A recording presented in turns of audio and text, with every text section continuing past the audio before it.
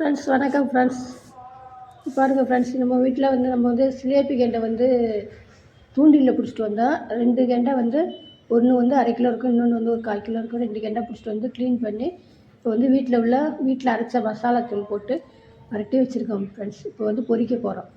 பொரிக்கிறதுக்கு இது வேறு ஒன்றுமே இல்லை, மிளகா மல்லி எல்லாம் போட்டு நம்ம குழம்புக்கு வரணும்னா அந்த மிளகாத்தூள் தான். அதில் கூட உப்பு போட்டுருக்கு, எக்ஸ்ட்ரா உப்பு போட்டு இது வந்து மசாலா போட்டு நல்லா விரவி வச்சுட்டு அதுக்கப்புறம் வந்து தேங்காய் எண்ணெய் வந்து தோசைக்கல்லில் வந்து தேங்காய் எண்ணெய் ஊற்றி தேங்காய் எண்ணெயில் வந்து இந்த மீனை போட்டு இப்போ வந்து பொரிக்க போகிறோம். பாருங்கள் எப்படி பொரிக்கணும், பாருங்கள் எவ்வளோ சூப்பராக இருக்கும்.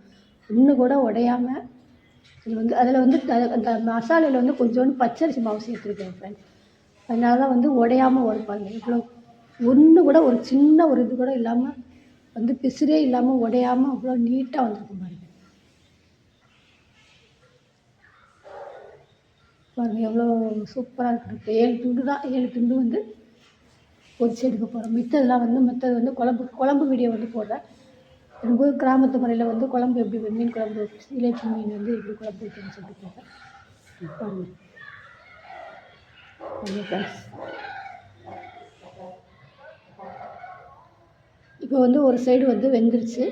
வெந்த உடனே ஒரு சைடு வந்து திருப்பி விடுறோம். இன்னும் ஒரே ஆள் வந்து வீடியோ எடுக்கிறதுனால கொஞ்சம் சேக் ஆகுது. பாருங்கள் உடையவே இல்லை. பாருங்கள் எவ்வளோ சூப்பராக இருக்குது. பாருங்கள் கொஞ்சம் கூட உடையலை. பாருங்கள் ஒரு சின்ன பீஸ் கூட உடையாமல் எவ்வளோ நீட்டாக வந்துருக்கு. பாருங்கள்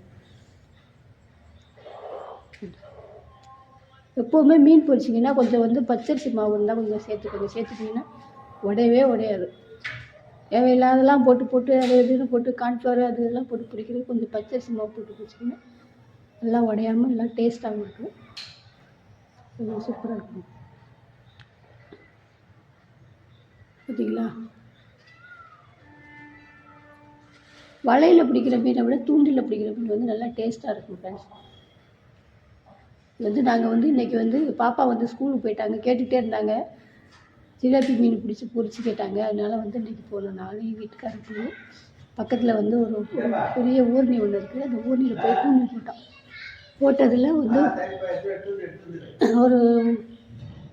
ஒரு எப்படியும் ஒரு கிலோவுக்கு மேலே தான் இருக்கும் மீனே கிடச்சது. அது வந்து குழம்பு வைக்கிறதுக்கு எல்லாத்தையும் எடுத்துகிட்டு இந்த மட்டும் வந்து பொரிக்கிறதுக்கு எடுத்துகிட்டு பாப்பா வர்றதுக்குள்ளே வந்து இப்போ வந்து பொரிச்சு வச்சா சாயங்காலம் வந்து சாப்பிடுவாங்க, இல்லைன்னா வந்து சாப்பிட மாட்டாங்க.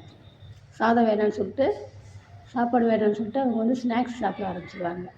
அதெல்லாம் கரெக்டாக அவங்க வந்து 4:30க்கு வருவாங்க, 4:30க்கு வருவாங்க. 4:30க்கு வந்து இந்த மீன் வந்து ரெடி பண்ணிட்டுருக்காங்க. எவ்வளோ சூப்பராக இருக்குது பாருங்கள். கலர்ஃபுல்லாக வீட்டில் அரைக்கிறதா வேறு எதுவுமே இல்லை, கடை மிளகாத்தூள் எதுவுமே போடல. அது கலரும் எப்படி இருக்குது. எங்கள் வீட்டில் வந்து குழம்புக்கு வந்து எல்லாத்துக்கும் வந்து நாங்கள் தேங்காய் எண்ணெய் தான் யூஸ் பண்ணுவோம். நாங்களே வந்து தேங்காய் எண்ணெய் ஆட்டி எடுத்து வச்சுருவோம். தேங்காய்லாம் ஆட்டி எடுத்துருக்கோம். தேங்காய் எண்ணெய் தான் எல்லாத்துக்குமே, ஃபுல்லாக சமையலுக்கு ஃபுல்லாக தேங்காய் எண்ணெய் தான். வேறு எண்ணெயை நாங்கள்